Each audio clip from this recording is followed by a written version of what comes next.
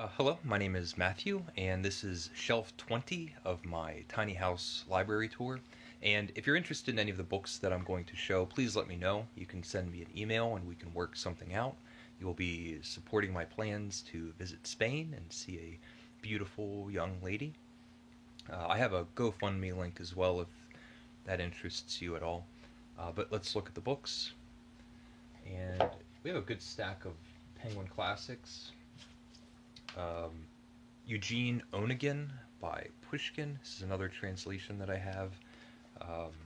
Still have a hard time getting into it, enjoying it.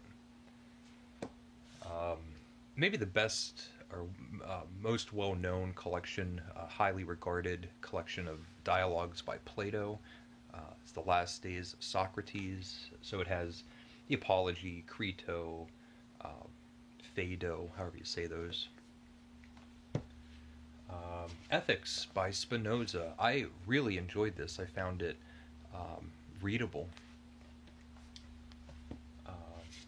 One of my favorite contemporary or modern, postmodern writers. This is Donald Barthelme. This is a collection of short stories. I think this has the Tolstoy Museum, whatever it's called. Yeah, at the Tolstoy Museum, which has pictures in it. There he is.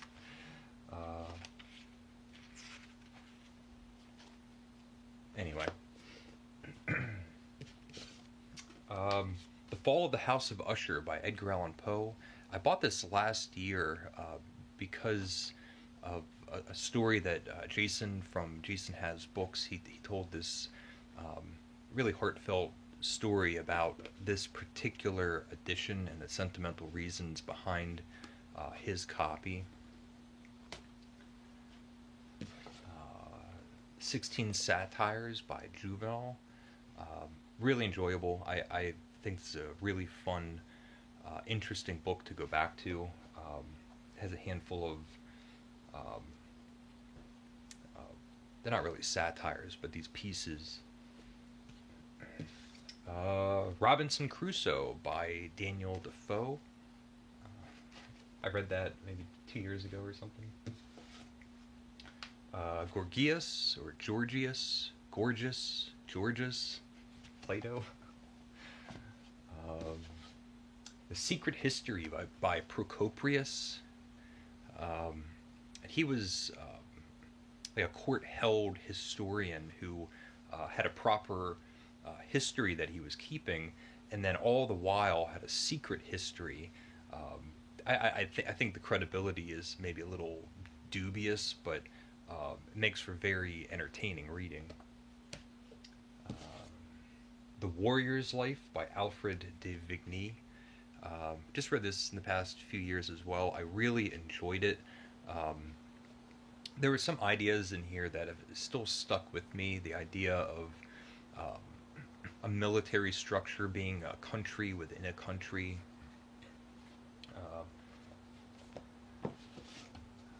The Mill on the Floss by George Eliot. Maybe one of the most memorable endings of a novel I've read recently.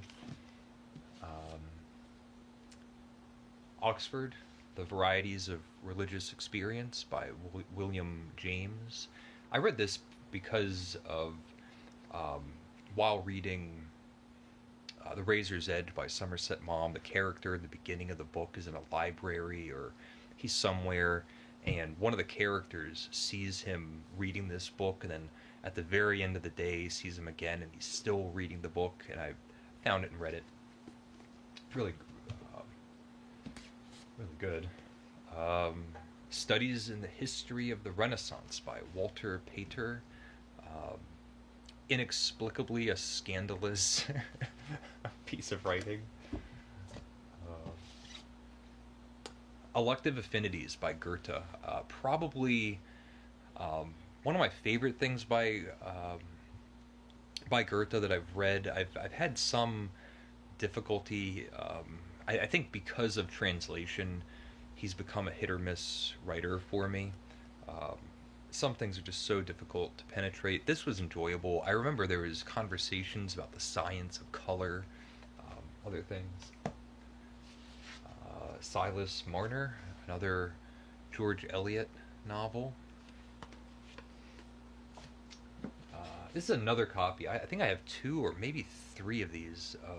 Letters from My Windmill by Alphonse Daudet or Daudet.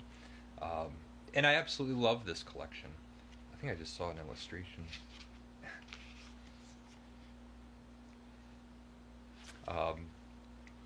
Yeah. I had this idea that if I ever wrote sketches that could be put into a book, I would call it Letters from My Tiny House. That's a reference. 6 Memos for the Next Millennium by Calvino. And these are lectures on writing for the most part. So these ideas of lightness, quickness, exactitude, visibility.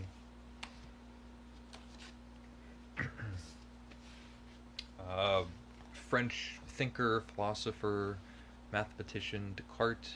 I really enjoyed this as well. I find it very readable, something easy to go back to, and it's short. It's something you can read in an afternoon. Paul Verlaine. Even though I read all these French poets in translation, Verlaine's probably the most musical of the French poets that I've read. And this is Facing Pages.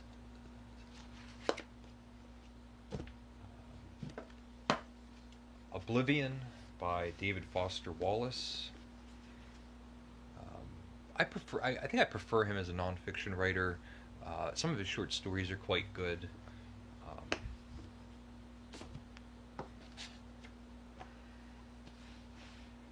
Intimate Journals by Charles Baudelaire. I wish it was 10 times thicker.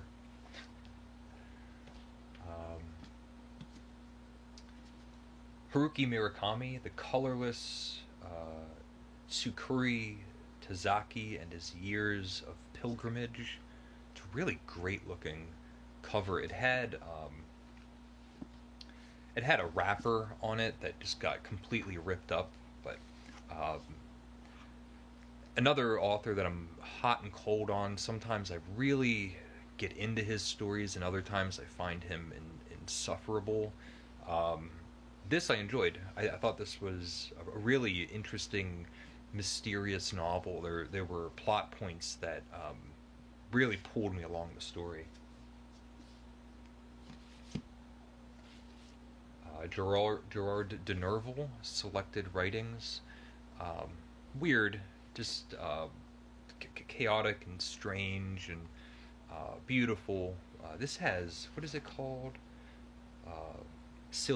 Sylvie, which Marcel Proust thought was one of the most perfect short stories. David Copperfield, one of the first recommendations from my old friend Bob. There was a handful of certain books that he said I had to read, and David Copperfield was one of them. He liked David Copperfield. I like David Copperfield. The Ticket That Exploded by William S. Burroughs. This might be one of the cut-up series books. Some of these are just completely unreadable. They can be fun, but not too much there. Peterson Field Guide to Birds.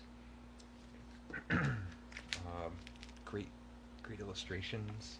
My mom gave me this. Raise High the Roof Beam Carpenters and Seymour An Introduction by Salinger. I really enjoy J.D. Salinger. Happy Moscow by Andrei Platonov. This is one of the more recent Russian writers. Big finds for me. Absolutely love everything that I've read by him, which has only been a little bit. It's a strange mix between the qualities that I love so much in Russian writing and the qualities that I find in Kafka. The Slinks by Tatiana Tolstoy. I don't know how to say it. It's a science fiction dystopian novel, which uh, normally is not the kind of book that I like. I found this to be a lot of fun, amazing imagery and world building and top-notch writing. She's has some relation to Leo Tolstoy. Not that that matters. Um, the Unknown Masterpiece by Henri de Balzac. Um, and okay, yeah, it's just okay, and it has another. It has another. It's two novellas or two short stories. Um, the Unknown Masterpiece is great. It goes in, delves into that idea of blurring the line between artistic genius and insanity. It's great. Balzac had some uh, supernatural stories along with his really hard, highly detailed, realistic stories. Memoirs from Beyond the Grave by Francois René de Chateaubriand. This is the copy that I read. I have two of these. This one is translated by, let me see, um, Alex Andries. Alex Andries. But it's amazing, and it's beautifully written. It's exciting and adventurous, and just great as far as memoirs go. This is one of my favorites I've read. Jean Giono, Jean Giono Hill. Kind of not really a memorable little French novel. I'd have to reread it. I don't even remember anything about it. But pastoral. The Child by Jules Velez. Um, it's funny, but it's a really black humor, and it's not always funny. There's parts that are just brutal, child abuse, and just a terrible upbringing. But it has a really great mix and balance between levity and depravity. I remember this poor kid who kept getting beaten by his mother, and the neighbor kept hearing it every day and asked if the child could go over and do chores, and the neighbor and the child would go through the motions of being beaten, so the mother could hear through the wall. So the child would wail out screams, and the neighbor would be like brutally beating like a big hunk of meat, and it was a way of deceiving the mother, depending on how you read it. Blood Dark, Louis Gillot. I don't know how to say that. I love this book. It's set during World War One. It has one of my favorite kinds of characters, that snooty, intellectual, scholarly, philosophical, knows better than everybody, fool, just inexplicably cocky, and doesn't get along with the rest of the town. I remember that about it. This is a great companion piece to the writings of Proust. So this is Monsieur Proust by Celeste Albaret. And she was Proust's housekeeper during the end of his life, and kept a journal or something. And it's just fascinating. We're in Proust's little apartment, and seeing all of his eccentricities and different. It really gives you an idea of his character. I like this a lot. There's pictures in here I'm looking at.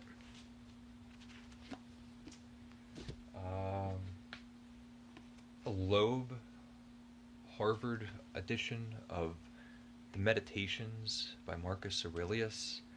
I have 4 or 5 of those maybe floating around. I bought this mostly as a curiosity because it has the facing pages, and I just wanted to look at the original Greek. It's amazing.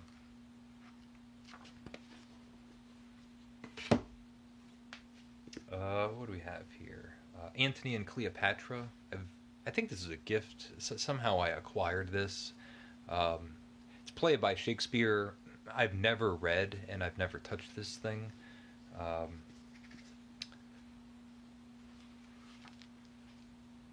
Yeah.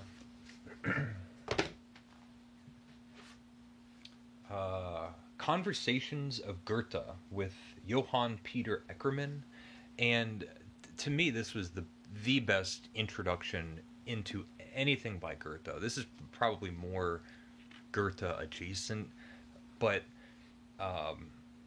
it's this guy having continual, consistent conversations with Goethe and keeping copious notes. And so it's the idea of just hearing Goethe talk and elaborate on things. And it's looser and more interesting. It's the sort of thing that I thought that I was going to be finding in Goethe's actual work, which again might just be a translation issue.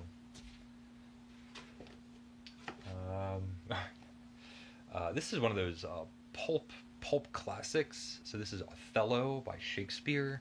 We have Mr. T on the cover. Some kind of bard ass.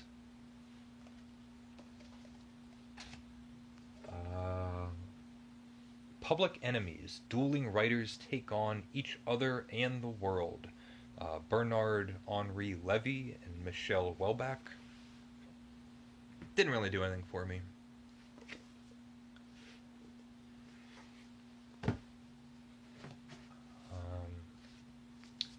Just a wonderful, beautiful pocket collection of poetry by W.B. Yeats. I love Yeats. 9 Stories by Salinger.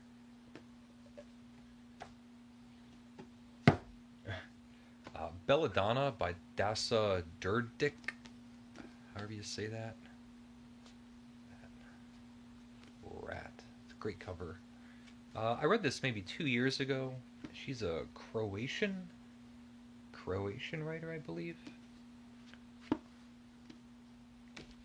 I loved it, and I bought maybe 2 or 3 other books. They're going to be up here somewhere. I haven't gotten to them yet, but I really would like to read a lot more by her.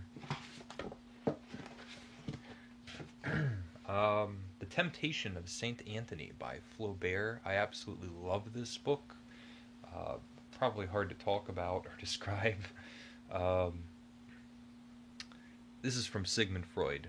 Temptation of Saint Anthony calls up not only the great problems of knowledge, but the real-life riddles of life, and it confirms the awareness of our perplexity and the mysteriousness that reigns everywhere. This is translated by I don't even know how to say that, but it's translated by somebody. We have two more Hunter S. Thompson collections of his deadline writing, Kingdom of Fear and Generation of Swine. I really don't need these anymore. They've served their purpose. Yes. And the last thing is probably one of my favorite purchases. It's a real show-off piece, something that I personally love, and also it just looks amazing. And it's this big box set of the Hebrew Bible translated by Robert Alter, and it's an incredible piece of scholarship and an artistic creation. It's the whole thing completely translated by a single person, and one of the goals was to show off how beautiful the original language was, and then it just has so many um, footnotes, endnotes, all of that critical apparatus, and let's see, they do kind of have strange covers, but it's gorgeous. Let's see, like every page has these really helpful, convenient footnotes at the bottom, um, and you can just, I mean, it's a lifetime. There's a whole lifetime of reading just in these books. It's amazing. And that is, I'll put this here. Oh, Christ. That's shelf 20. I can't believe I've made 20 of these already. And we have quite a few more to go. We're more than halfway done. But if you're interested in any of these, let me know. You can send me an email. And thank you for watching. Leave a comment if you would like. And take care.